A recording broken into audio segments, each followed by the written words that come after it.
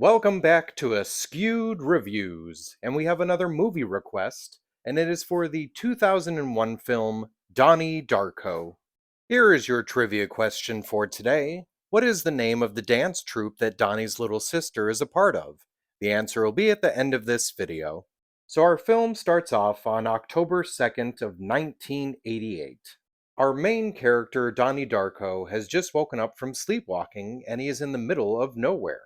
A strange being, or perhaps a figment of Donnie's imagination, named Frank, notifies Donnie that apparently the world will end in 28 days, 6 hours, 42 minutes, and 12 seconds. The following morning, Donnie apparently sleepwalked again and now is on a golf course. This apparently ended up being for the best for Donnie, as a jet engine fell through the roof of his house and demolished his bedroom. Throughout the course of the film, Donnie seems to get some help from some interesting sources, including some teachers, his therapist, the girl he just met at school that he has a crush on, an elderly woman who seems a bit on the crazier side that everyone calls Grandma Death, and even Frank himself. So is Donnie really discovering the truths of time travel, or is it all just in his head and it's a problem with his psychoses? The director and writer for this film is Richard Kelly. The movie is set in Virginia but was completely filmed in California. Apparently, Drew Barrymore actually had a lot to do with the film's success that it did see. While making the film Charlie's Angels, Drew Barrymore was speaking to Richard Kelly about her production company, Flower Films, producing the film Donnie Darko.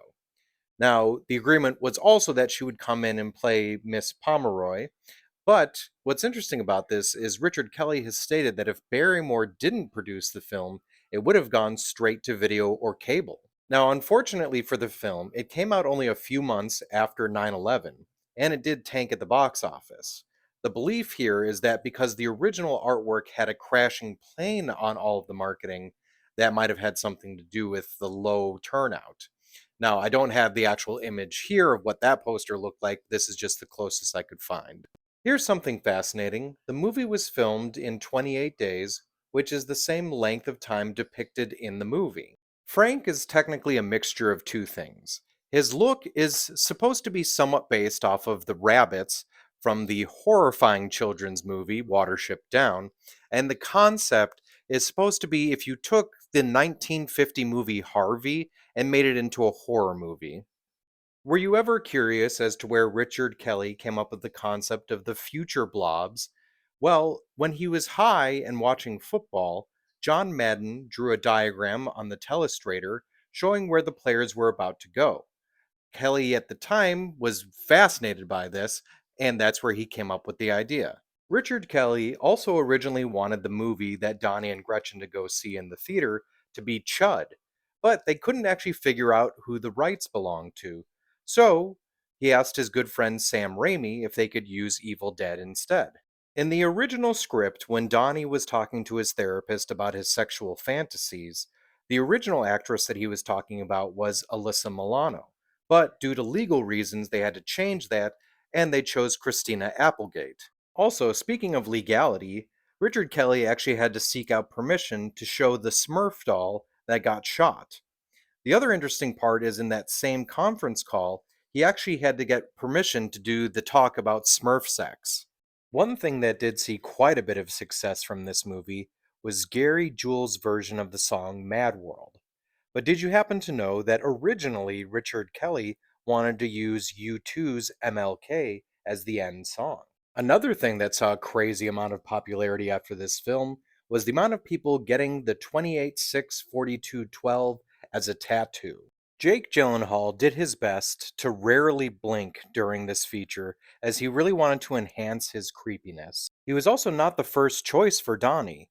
There was also possibilities of Vince Vaughn, Mark Wahlberg, or Jason Schwartzman playing the character. When it came to casting Donnie's older sister Elizabeth, it was actually Jake who suggested his sister Maggie Gyllenhaal in the role. That way there would be a real feel of sibling rivalry. The character of Eddie Darko was almost played by Tim Robbins, and Samantha Darko was almost played by Mara Wilson. All of the Cunning Vision infomercials that Patrick Swayze shot as Jim Cunningham were actually filmed at his ranch in Lakeview Terrace, California. Noah Wiley actually made an interesting choice for his character, Professor Monatoff. He decided that he was going to be a diabetic, and that's actually why you see him popping Jolly Rancher candies throughout the film. This movie would unfortunately be the final film of Patience Cleveland, who played the character of Roberta Sparrow, also known as Grandma Death. This would, however, be the first feature film of Seth Rogen, who plays the character of Ricky. And what I find funny is his first line in any movie is, "I like your boobs." Apparently, both Jake Gyllenhaal and Seth Rogen agreed at the wrap party that they had no idea what the movie was about. This movie would also be the first feature film for Ashley Tisdale. Here's a couple of things you may or may not have noticed in the film. When Donnie is riding his bike back home, he actually passes by Frank in his Trans Am. The message under the mascot statue that says, "They made me do it," and the message on the fridge that says, "Frank was here, went to get beer," are done in the exact same handwriting. When Miss Pomeroy mentions that someone once said that cellar door is the most beautiful phrase in the English language, it was actually J.R.R. Tolkien. Now, if you can't get enough of this film, there actually is technically a sequel called S. Darko, a Donnie Darko Tale, which stars the character of Samantha Darko, but it is apparently terrible. Who knows? Maybe someone will ask me to do a review on that one, and you'll find out more about it. As of 2007, there is actually a stage production of Donnie Darko, and in 2021, Richard Kelly announced that he was actually working on a new sequel to the original film. So when it comes to the film Donnie Darko, this is a very interesting, thought-provoking movie that does a great job of telling its story. But even though the film does have a cult following, I will say, in my opinion, it is just a little bit overrated. So I'm going to give this movie a 3 out of 5. Other movies I do recommend checking out if you did like this film are The Butterfly Effect, Eternal Sunshine of the Spotless Mind, and Requiem for a Dream. Now, as for the trivia question from the beginning of this episode, what is the name of the dance troupe that Donnie's little sister is a part of? The dance troupe is called Sparkle Motion. I hope you enjoyed this episode of Askewed Reviews. If there is a movie you'd like to see get a review, just mention it in the comments.